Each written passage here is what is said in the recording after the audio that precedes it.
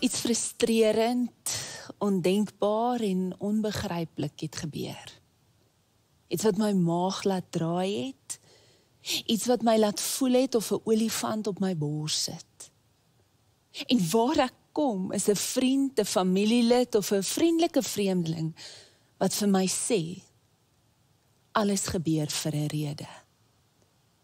Ek het meer mismoedig gevoel elke keer wanneer iemand hierdie woorde sê en ek weet hulle omgee is opreg, ek weet hulle het geen intensie in hulle hart om dit vir my moeiliker te maak nie, ek weet hulle bedoel om my te bemoedig, maar dit het my nie gehelp nie. Het dit al met jou gebeur? Hierdie woorde kom gewoonlik met die mooiste bedoelings, 'n buffer van hoop, 'n desperate lewenslyn, wanneer alle ander woorde vir pynlike ervarings ons misluk. Ek het verlede week 'n troostdiens vir tieners by 'n hoërskool gedoen wat 'n vriendin aan die dood verloor het. En ek moes die Here vra om my te help, asseblief, met woorde in oomblik van pyn, onsekerheid, hoekoms. Maar een ding was seker. Alles gebeur vir 'n rede was nie voldoende nie. In vandag se skrifgedeelte nooi Paulus ons om hierdie mite dat alles gebeur vir 'n rede in die lig van Jesus en die Here se groot genade te herdefinieer. En hy sê, die denke van ons sondige aard loop uit op die dood, maar die denke van die Gees bring lewe en vrede. Ek is oortuig dat die lyding van die huidige tyd nie vergelyk kan word met die heerlikheid wat bestem is om aan ons geopenbaar te word nie. Die skepping hoop om self vrygemaak te word aan die verslawing, aan die verganklikheid. Ons is immers verlos in hoop. Ons weet dat God alles ten goeie laat meewerk vir hulle wat hom liefhet, vir hulle wat volgens sy voorneme geroep is. So wat sal ons dan hiervan sê? As God vir ons is, wie kan teen ons wees? En na aanleiding van hierdie lering van Paulus, word ons genooi om hierdie mite te herdefinieer deur 3 goed te doen. Die eerste, aanvaar gebrokenheid. Paulus sê, die denke van ons sondige aard loop uit op die dood. God wou dit nie so hê nie. Die Here het ons nie gemaak dat ons kan doodgaan nie. Ons gebrokenheid maak dat ons denke ons vat na 'n plek toe waar ek antwoorde eis. Ek wil weet. En deur te glo alles gebeur met 'n rede, maak ek 'n bewering dat daar 'n oorsaak is vir die pyn. En die oorsaak moet sekerlik die Here wees wat hierdie goed laat gebeur. Maar die Here is nie 'n tiran wat lyding ter wille van lyding uitdeel nie. Hy is nie die oorsaak van boosheid, van sonde, van pyn of ongeluk nie. Die gebrokenheid van ons wêreld, van onsself, dit is. Dinge het skeef geloop in die wêreld, baie goed het skeef geloop en dit loop steeds skeef. Verskriklike goed gebeur met ons, slegte dinge gebeur en alle dinge gebeur met gelowiges en nie-gelowiges. Wanneer Paulus sê, ons weet dat God alles ten goeie laat meewerk, dit is alles. In vers 35 sê hy, wat kan ons skei van die liefde van Christus? Swaar kry, benoudheid, vervolging, honger, naaktheid, gevaar, die swaard. Dis verskriklike dinge. Dis verskriklike dinge. Maar weet jy hoe voel God oor dit? Die wêreld is gebroken en dit raak God diep. Meer as wat dit ons nog raak, dink ek. Want Paulus stel ons voor aan 'n God wat huil, wat kreun oor dit wat nie goed is nie. Hy sien die boosheid, hy sien die onreg, hy sien die lyding en hy sê, dis nie reg nie, dit behoort nie so te wees nie, maar ek gaan dit in iets goed omkeer. Wanneer Jesus uitroep aan die kruis, my God, waarom het U my verlaat? Herinner hy ons daaraan, dat hy in ons pyn en in ons verlatenheid ingaan. En Jesus dra die letsels, selfs nog na die opstanding. Waar was God in daai oomblik? In die pyn. In die pyn. Die verhaal van Jesus wat voor die graf van Lazarus staan, is vir my 'n eindelose bron van bemoediging. Toe Jesus op die punt was om Lazarus uit die dood uit op te wek, het hy nie geglimlag nie. Hy was kwaad. Hy het gehuil, want die dood is 'n slegte ding. Jesus het nie daar gestaan en gedink, o jene, hulle dink hierdie is 'n groot tragedie, maar is eintlik nie 'n slegte ding nie. Hierdie is nou 'n manier vir my om my krag te wys, ek kan nie wag om dit te doen nie. Hy het nie so gedink nie. Jesus het by daai graf gestaan en hy het gehuil van die slegte ding wat hy op die punt staan om ten goeie mee te werk. Is sleg, dit bly sleg. En hierdie verhaal van Lazarus gee nie vir ons 'n sentimentele siening van lyding, dat daar 'n silwer randjie om elke wolk is nie, nee. Maar die Here sal slegte dinge goeie gevolge gee vir die wat hom liefhet. Dit maak nie dit wat sleg is minder sleg nie. Hy huil daaroor. Hy huil oor eensaamheid, oor vervreemding, oor pyn en oor lyding. Die hele skepping huil saam, die Gees huil saam. En dis juis uit daai pyn wat hy voel, dat hy sê, ek gaan uiteindelik alles regmaak. Hy's nie passief nie, hy het ons nie gelos nie, en ons is nie passief nie. As ek gebrokenheid aanvaar, beteken dit ek aanvaar my pyn, my ongeluk, maar ek aanvaar ook my behoefte om hierdie dinge te verander. En die realiteit dat ek nie kan nie. Ek aanvaar dat hy besig is om te werk. Dat hy besig is om dinge reg te maak. Want hy sê hy doen. En ek vertrou op hom. En dit is die tweede uitnodiging vir ons, om hierdie mite te herdefinieer, is glo in sy werk. God laat alles ten goeie mee werk vir hulle wat hom liefhet. Hy werk in dit.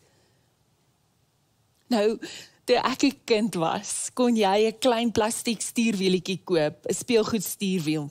En dan kon jy hom so op daai dashboard voor in die kar vasmaak, sodat toe jy so 5 of 6 jaar oud was, langs jou pa wat bestuur, eintlik is dit mos maar altyd jou ma wat bestuur, maar dat jy daar kon sit, en jy sou die stuurwiel vashou langs jou pa, en gedink het jy bestuur die motor. Mense is baie soos daardie kinders met die stuurwiel. Ons dink ons is in beheer. Ons dink die rede waarom hierdie wêreld vorentoe beweeg is omdat ons in beheer is. En ek het geleer. Wanneer ek oorweldig word deur bekommernis, is dit omdat ek weet dat die Here in beheer is, maar ek bevrees, hy gaan dit nie reg kry nie, ek kan dit beter doen. Want bekommernis is altyd 'n diep gevoel in die menslike hart, dat ons beter weet as God, hoe dinge behoort te verloop, en dat ons in beheer is. Ons moet alles diagnoseer. Ons wil alles 'n naam gee. Niemand kan leef met, hoekom ek nie weet wat's fout nie. Al kan ek niks daaraan doen nie, ek wil net weet. Die waarheid is, eintlik is ons nog nooit in beheer nie. Die fondamente van die wêreld is die heerskappy van God. Dis wat Paulus sê keer op keer. Hy regeer, dit beteken hy's in beheer, hy het 'n plan en hy is aan die werk. Hy's aan die werk en hy werk in alles. En sy werk is om goedheid tot stand te bring van die begin af. Alles wat hy maak, alles wat hy skep, alles wat hy aanraak, is goed. Daar hierdie skepingsverhaal in Genesis, alles wat hy maak en in werk is goed. En hy het nog nooit opgehou om dit wat goed is te maak en te vorm, te bewerk nie. Kan jy glo in sy werk om goedheid te bewerkstellig? Want hier sê ding, Paulus sê nie, dinge werk ten goeie saam nie. Hy sê, God werk dinge saam, net hy. Dinge werk nooit op hulle eie ten goeie saam nie. As iets goed gebeur, is dit omdat God dit meewerk. Hy's goedheid self. En hy's besig om iets te doen, hy's aktief betrokke in dit wat verkeerd is in my lewe. Ek kan hom daar vind, ek kan hom daar kry, hy's aan die werk. Josef word in die Ou Testament deur sy boeties as 'n slaaf verkoop. Hy's verraai deur hulle.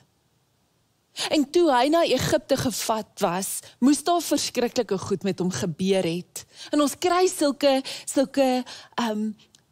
idees van al die kompleksiteit. Potifar, die heer se vrou, vertel leuns oor hom. Hy sit in 'n tronk. Alles wat om hom en met hom gebeur is sleg. En die Here is nie agter hierdie slegte goed nie, maar in Josef se verhaal sien ons hoe hy werk in alle dinge, selfs die sleg.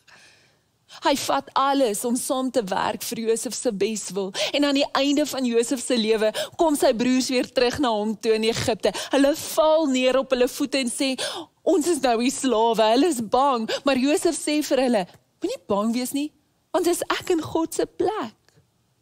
Julle het kwaad teen my beplan, maar God het dit vir iets goed in gedagte gehad. Met die doel om te doen wat hy vandag doen, wat vandag gebeur, om 'n groot volk aan die lewe te hou. Josef sou nooit kon dink dis waarmee God besig was, en dit waar hy was nie. Maar die Here werk in alles. Al is hy nie agter alles nie, hy werk in alles. Hy is 'n goeie God, en hy werk alles vir jou ten goeie. Kan jy hom vertrou dat hy aan die werk is, selfs as ek nie nou verstaan nie. Ek het nie nou die redes en die antwoorde nie. Ek verstaan nie hoekom nie. Hy doen. Hy weet. En hy sal nie die sleg laat oorwin nie, want hy kan dit wat die bose veroorsaak, dit wat gebrokenheid bring, herskryf, gebruik, herdefinieer, veral wanneer ek en jy nie kan nie. Dis die God wat ons aanbid. Glo in sy werk. En dan herdefinieer deur hierdie mite deur op hom te hoop. Paulus sê ons is verlos in hoop. En om te glo dat Romeine 8:28, ons gebruik mos daardie versie baie keer in moeilike tye, aandui dat alles vir 'n rede gebeur, dis nie akkuraat nie. Eerder as om te sê alles gebeur vir 'n rede, sê die skrif ons nee, God gee rede aan alles wat gebeur. Hy gee rede aan alles wat gebeur en dit getuig van die verlossing, die vrymaking en die hoop wat ons in die Here het. Hy gee rede vir die absurditeit van hierdie lewe. Hy laat die onsinnige betekenis kry. Daarom hoop op hom. Keer op keer is die oproep van die profete aan Israel. Israel, hoop op God. Plaas jou hoop in die Here. En ons was al almal daar, waar ons hoop verpletter word deur realiteite. Wanneer 'n geliefde wegloop, wanneer my besigheidsplan misluk, wanneer die kankerbehandeling nie meer werk nie, wanneer die swangerskap verloor word. En in daardie oomblik staan ons voor 'n keuse. 'n Keuse om te sê, ek gaan nooit weer hoop hê nie. Ek gaan nooit weer 'n risiko neem nie. Ek gaan nie weer die Here vertrou nie. En ek kan verstaan as jy op daardie plek kom, want ek was al op daardie rand 'n paar keer in my lewe. Maar dit is 'n keuse wat lei na die dood. Ons is of besig om te sterf, of besig om te lewe. En die verskil is die hoop. Ek kan kies om te glo en te sê, Here, ek glo U is goed. En ek gaan daaraan vashou. En ek gaan toelaat dat my verpletterde hoop my neem na 'n plek van dieper hoop. En ek gaan nie inlaat in daardie hoop. En wanneer ek hom toelaat in my hoop, dan kom ek agter, dit gaan nie oor die krag in die hoop wat ek kry nie. Dit gaan nie oor die pyn in die hoop nie, want dit is soms pynlik om te hoop, te bly hoop. Dit gaan oor die belofte in hoop.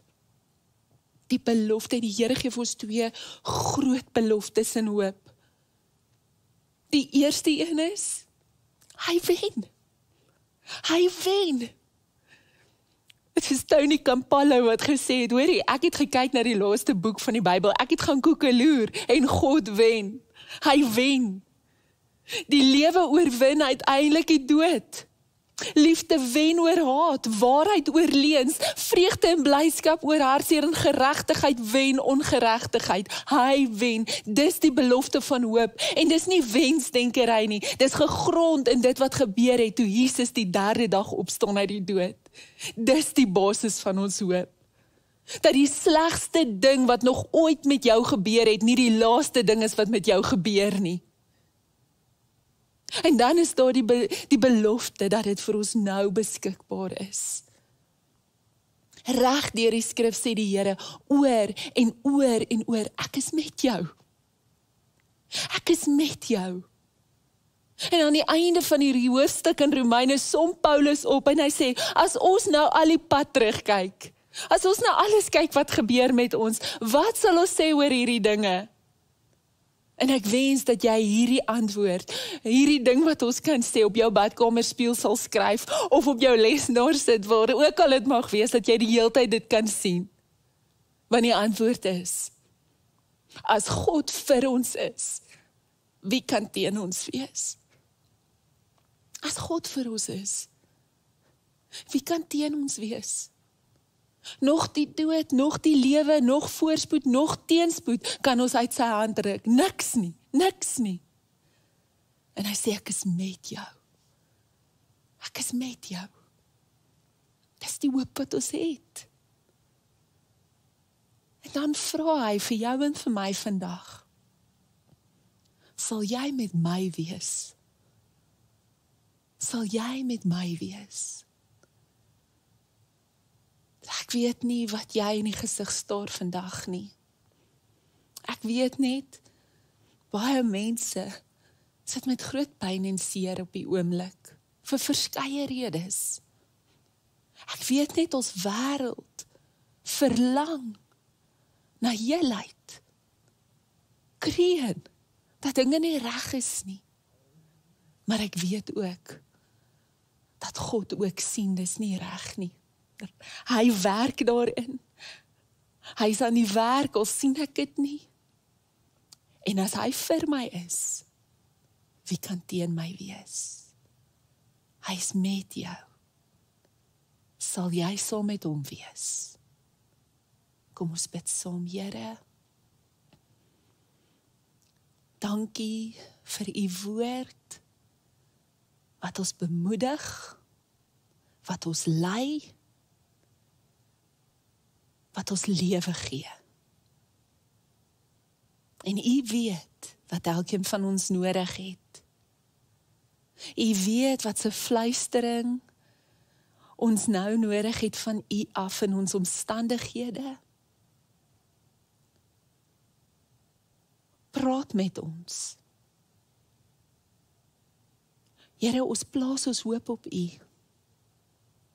U wat soos 'n anker is, u wat 'n rots is, u wat gister, vandag, vir ewig konstant is.